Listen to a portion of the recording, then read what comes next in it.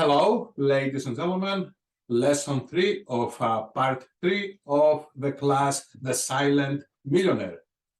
Let us please discuss the misconception of the house value appreciation with numbers. Let us create two very specific examples.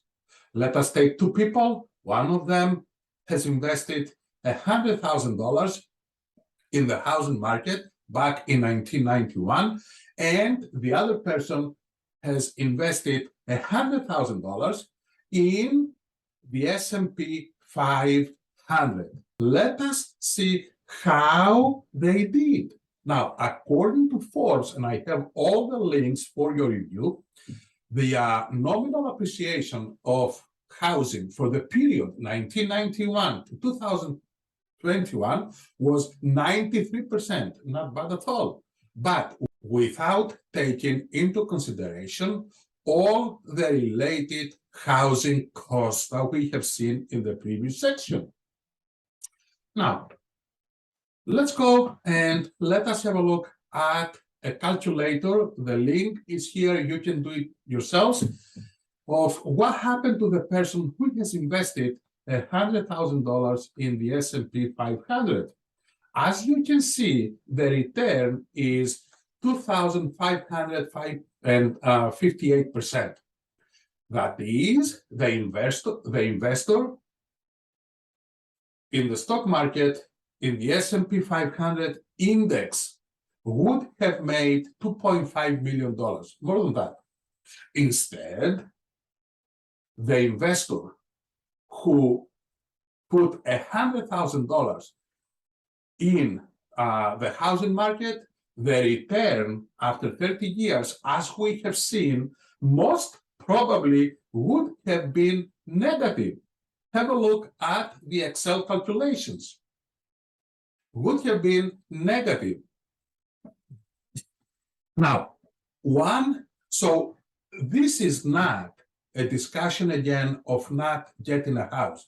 Get a house because you need somewhere to live, you need somewhere to feel home. Absolutely, I totally understand that. It's a human need like clothing and furniture in a car, but housing, what I'm trying to say, is not an investment. When we get a house with the purpose of living in it for an extended period of time, then it is not an investment. We use that house the way we use a car, and we know that we're not going to have any return from it.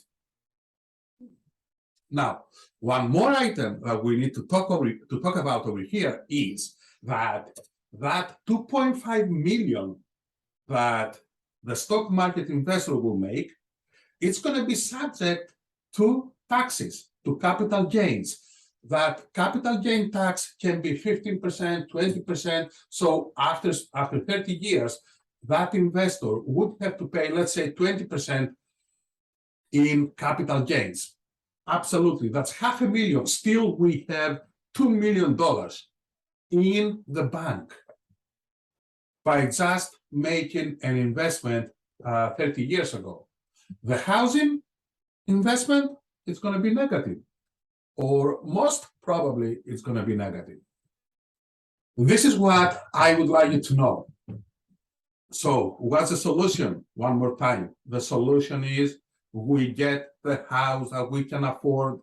What do we mean by affordability? We mean, ladies and gentlemen, that on a monthly basis, on a weekly basis, I'm able to accumulate capital, not get into more debt.